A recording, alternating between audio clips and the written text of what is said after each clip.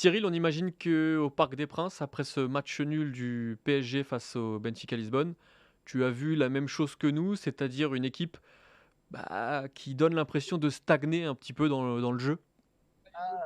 Ouais, c'est pas qu'une impression, hein. Si on regarde les dernières sorties parisiennes, on a l'impression qu'il y a presque quelque chose qui s'est un petit peu cassé depuis allez, le Maccabi Haïfa, cette victoire un peu en trompe-l'œil grâce à ses individualités. Les débuts séduisants et satisfaisants de Christophe Galtier ont laissé place à de plus en plus de doutes et surtout aucun changement. C'est-à-dire que Paris a un jeu lisible désormais.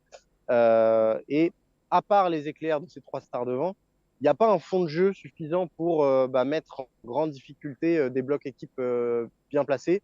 L'exemple de Benfica ce soir, c'est exactement ça. C'est une équipe qui est venue pour bien défendre avant tout. Et ils ont plutôt bien réussi. Alors, Kylian Mbappé a eu des fulgurances. Neymar a impressionné par sa vivacité technique, pardon. Mais en termes d'occasion nette, on n'a pas beaucoup en mémoire, Julien. Il y a un chiffre qui résume plutôt bien ça, c'est les expected goals dans le jeu. On est à 0,17, c'est quasi rien. On a quand même l'impression que ça manque beaucoup et de plus en plus d'idées sur la construction offensive, notamment sur le lien en attaque. Ouais, alors, Christophe Galtier, il avait trouvé presque une mini-solution en rapprochant un maximum Messi de Verratti et de Vitinha. Quand Messi est pas là, on a vu aujourd'hui que c'était très compliqué et Pablo Sarabia a eu beaucoup de mal à se mettre dans le costume de l'Argentin. On lui en voudra pas. Il n'empêche que moi, ce que je regrette un petit peu aussi, c'est qu'on a aucune solution de rechange presque et presque aucune tentative. C'est-à-dire que les premiers changements de Christophe Galtier aujourd'hui, ils arrivent à la 75e minute, si je dis pas de bêtises, avec les tickets qui rentrent.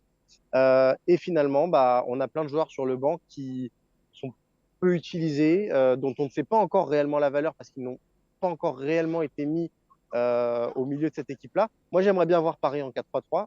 Quand je vois la prestation de Bernat aujourd'hui, qui était un petit peu en difficulté comme piston, en tout cas défensivement, mais qui s'est rattrapé en provoquant le penalty. Mais on a l'impression que Paris a des armes massives, mais qu'il a du mal à les mettre en situation.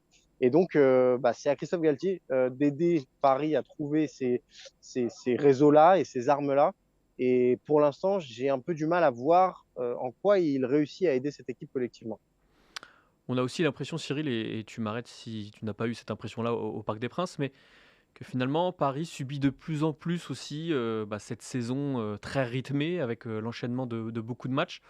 On voit des joueurs qui sont moins tranchants. Je pense au piston, tu as évoqué Bernat. On pourrait aussi évoquer Hakimi de l'autre côté.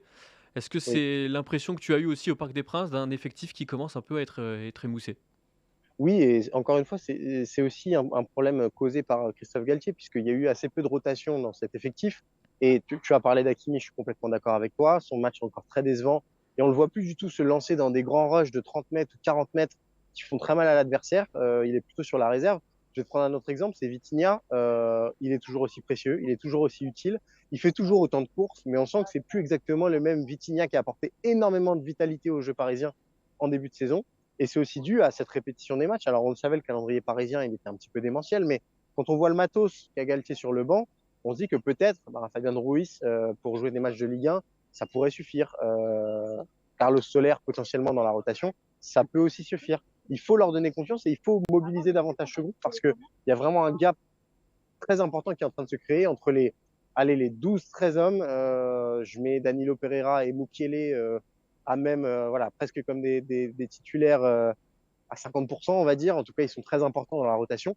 Mais derrière, le reste joue très peu et ça provoque ce manque de rythme et surtout, ça fatigue les titulaires.